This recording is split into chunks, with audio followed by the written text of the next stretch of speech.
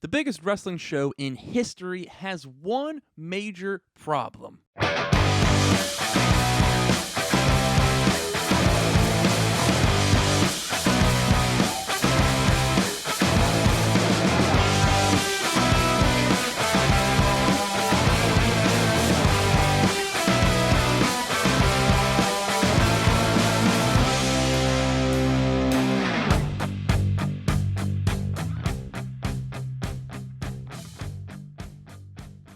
AEW All In has officially become the biggest wrestling event in history in terms of ticket sales. They have officially beat WrestleMania 32 and they have sold 80,846 tickets at time of recording this. I'm assuming they're going to sell more once this video actually comes out. There are currently 8 matches on the All-In card, and I think there is one major problem with this event, and that is the lack of build for all of these matches. When you have a wrestling event that is the biggest wrestling event in the history of wrestling, you need to make sure you have massive build-ups for all of the matches, and AEW just doesn't have that right now. Now, that doesn't really include MJF versus Adam Cole. That's by far the best thing going currently in AEW, and it's one of the best things they've done probably in the history of the company. But a lot of these matches, the two opponents, they don't have a massive feud going. They just have history together, whether they faced off 2 or 3 times before. You look at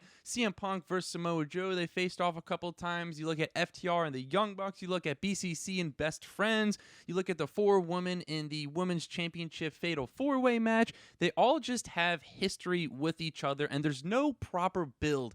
And when you have a show, the biggest show in wrestling history, you need to be firing on all cylinders. And my worry is that this show isn't going to live up to the hype because of the lack of build for most of these matches. And that's been a big problem for AEW since they started. A lot of their builds, a lot of their storylines, they just weren't hitting the mark. Now, they always have really good quality matches, so I think that's something that's going to save them. I have no doubt about the quality of these matches on the card. I just think when you have a show this big, when you have the biggest wrestling event in history, when you have over 80,000 people in attendance, I think you need to make sure you are firing on all cylinders. You need to make sure you are checking off every single box. And I think that although the match quality is going to be there, there's no denying that. These matches are going to be good, but is that going to make up for the lack of build for most of these matches? I don't know. You let me know down in the comments below, and make sure to like, comment, and subscribe.